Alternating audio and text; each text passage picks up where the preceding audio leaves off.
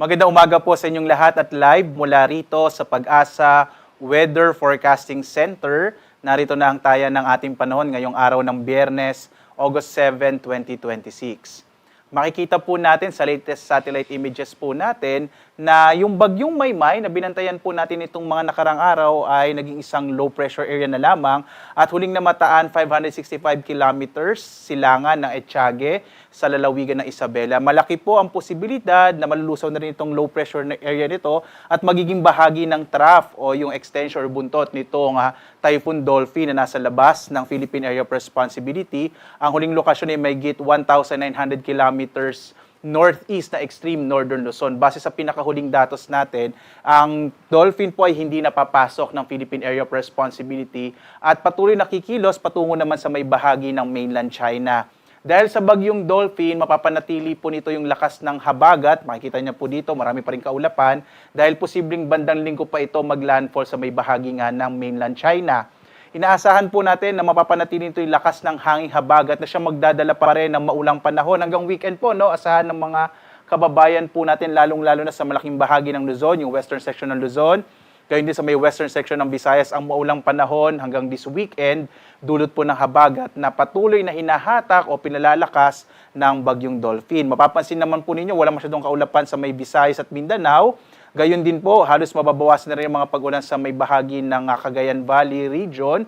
Kaya po mga localized thunderstorms na lamang ang mararanasan. So liban po dito sa dalawang weather systems natin, yung bagyong dolphin po at low pressure area at ang habagat, wala na tayong minomonitor na iba pang low pressure area sa loob at labas ng Philippine Area of Responsibility. As of 5 a.m. naman, naka-issue po ang ating heavy rainfall warning. Ngayon po ay inaasahan pa natin hanggang alas 8 po, no, effective po itong heavy rainfall warning. Magiging maulan pa rin, lalong-lalo na po sa may bahagi ng Zambales. Sa amin po, dyan sa Bataan at ilang bahagi ng Pampanga ay magpapatuloy po hanggang malalakas sa mga pag-ulan. Samantala, naka-yellow heavy rainfall warning naman po ang Metro Manila, Batangas, Cavite, Rizal at ilang bahagi ng Tarlac, Pampanga, Bulacan, Quezon, Laguna. Ibig sabihin, kung minsan po makararanas pa rin ng mga malalakas sa mga pag-ulan itong bahaging ito ng Luzon, particular na po hanggang mamayang alas 8. So mamayang 8 a.m. po magkakaroon ulit tayo ng update dito sa ating heavy rainfall warning. So 3 hours po yung effectivity po nitong heavy rainfall warning. Samantala, may naka-issue naman po tayo na weather advices. So ito naman po pang 24 hours. So yung kanina 3 hours.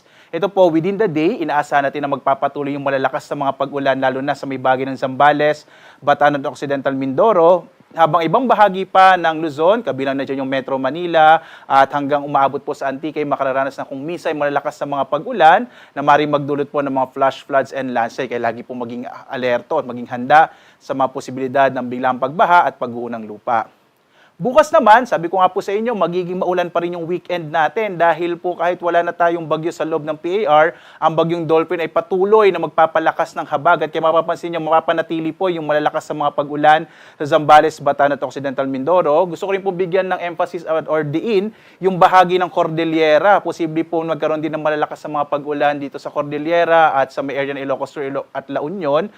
Bukas po yan, dulot ng habagat. Habang iba pang bahagi ng Central Luzon, Cordillera, Ilocos region, kabilang din yung Metro Manila at Cavite, Batangas, makararanas pa rin po ng maulang panahon bukas. At magpapatuloy pa rin yung maulang panahon po natin by Sunday dahil pa rin po sa habagat. Kaya po asahan natin medyo maulang weekend talaga yung mararanasan. Pero mapansin nyo po, mababawasan na yung mga pag-ulan lalo na dito sa may area ng Southern Luzon at sa may eastern section ng Northern Luzon. So ito po, again, ay dulot ng hanging habagat na pinalalakas ng bagyong dolphin. Once na maglandfall na po ito sa may bahagi ng mainland China by around Sunday, possible po magsisimula ng mabawasan yung malalakas na mga pag-ulan dito sa may western section ng Luzon. Muli po, ulitin lang natin, ngayong araw, magiging maulan pa rin sa malaking bahagi ng Luzon, lalong-lalo na nga po dito sa may area ng partikular na Bataan, Zambales at Occidental Mindoro. Iba pang bahagi ng Luzon ay makararanas naman ng maulap na kalangitan na may kalat-kalat na mga pag-ulan, pagkidlat, pagkulog. Sa may bahagi naman ng Palawan ay inaasahan din natin ang maulap na kalangitan na may kalat-kalat na mga pag-ulan, pagkidlat, pagkulog.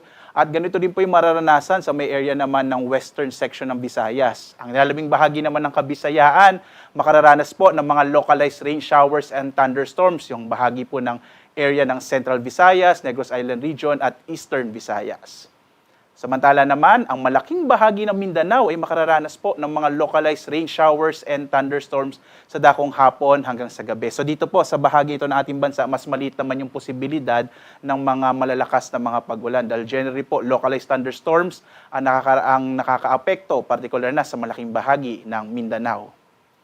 Samantala, sa lagay naman ng ating karagatan, may naka-issue pa rin tayong gale warning. Ito po ay dulot po ng trough o extension po ng bagyong Dolphin, kaya po may malalaking pag-alon sa may bahagi ng Batanes at Babuyan Islands, particular na sa Babuyan at Calayan Islands. Delikado pa rin maglayag yung mga maliliit na sasakyang pandagat, maliliit na mga bangka sa mga baybayin po na ito no, ng ating bansa. So yung mga maliliit na mga bangka, iwasan mo na pong pumalaot sa bahagi ng Batanes at Babuyan Islands. Gayun din po no, dito sa may western section ng Luzon, inaasahan din natin na kung minsan po ay maalon yung karagatan, kaya mag-ingat din po yung mga maliliit na mga sasakyang pandagat.